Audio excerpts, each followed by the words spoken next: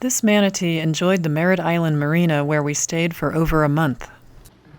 There, we met up with some old friends.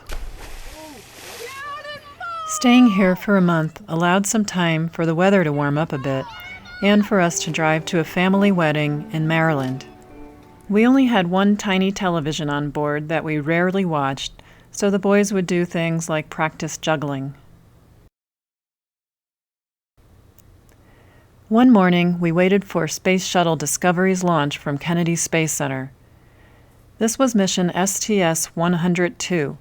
It was a 13-day mission, and its primary objectives were to resupply the International Space Station and rotate the crews.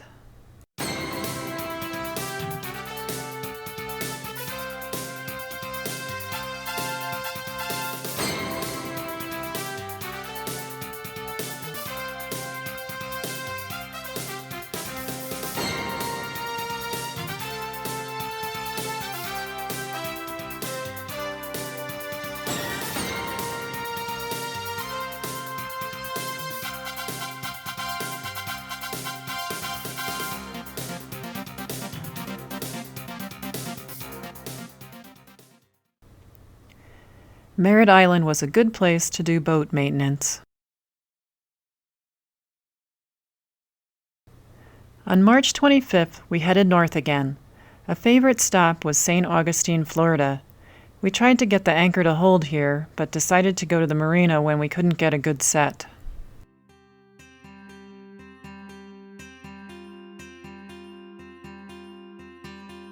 St. Augustine has plenty of interesting sights.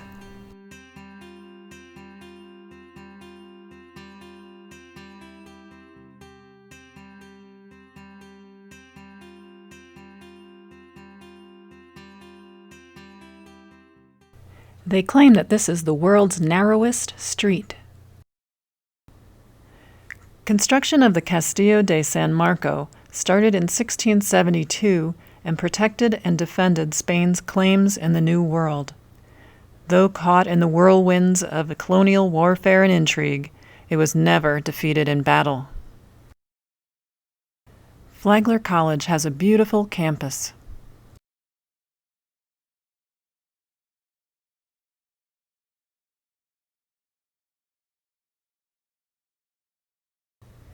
On the way to Jekyll Island, Georgia, we saw wild horses on Cumberland Sound. The stop at Jekyll Island allowed us to get groceries on our bicycles. Starting in 1886 and continuing for over 4 gilded decades, the island was an exclusive winter retreat for some of America's most elite families. Thunderbolt Marine, located near Savannah, Georgia, was originally used by the U.S. Army during World War II as a staging area for offshore patrol and rescue vessels.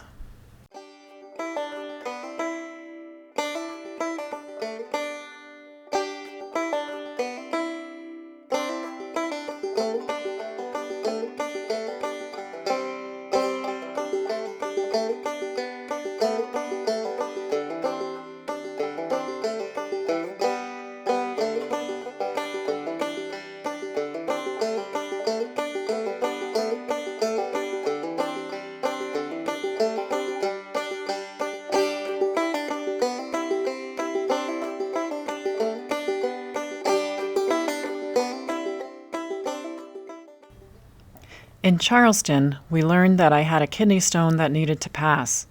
We also learned that it's good to check with your insurance company before heading to a hospital. There's a reason why certain hospitals should be avoided.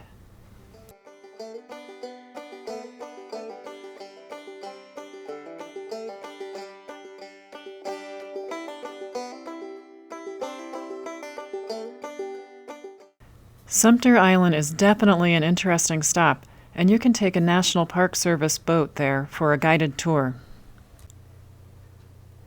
Leaving Charleston, we cruised to South Santee River and saw miles of pluff mud. This prime quality soil, abundant for hundreds of square miles around Charleston, along with slave labor, were reasons that in the 1700s and 1800s, rice production became by far the city's most important industry, The quality of the crop was unsurpassed.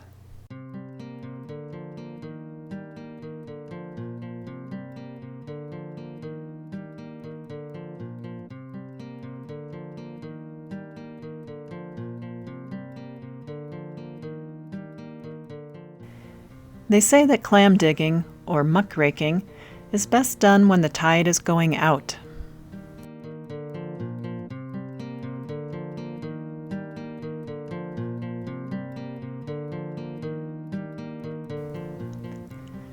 There are plenty of interesting sights along the cruise up the ICW.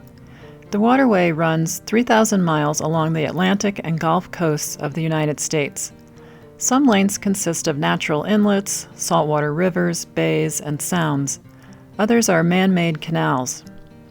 It provides a navigable route along its length without many of the hazards of travel on the open sea.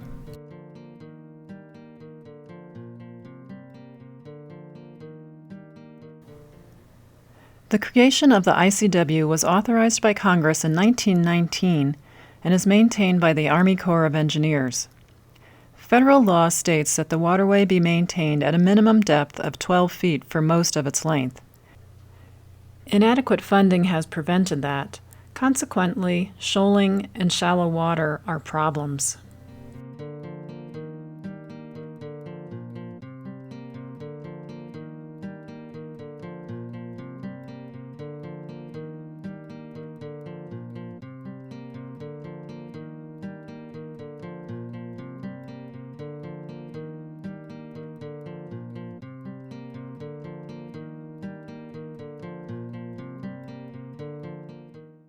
Some days you can cruise for hours without seeing anyone, and then out of nowhere you'll come across a little action.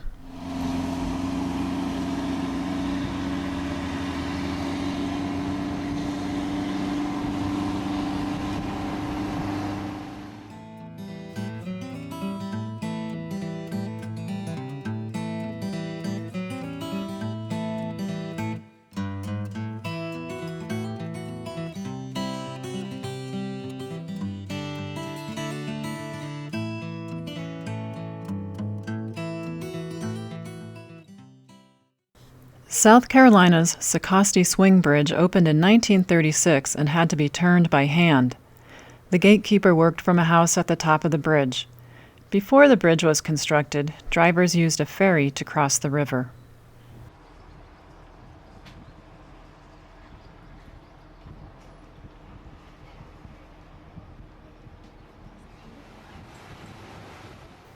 We cruised through the rock pile safely, seeing an occasional sign on where to get your prop repaired. The rock pile is about 3 miles long, and there is no room for error, turning around, or passing commercial traffic. It's located between Nixon Crossroads and Myrtle Beach. You'll see plenty of golf courses through here. One Myrtle Beach restaurant waiter reported that there were 115 golf courses in the city.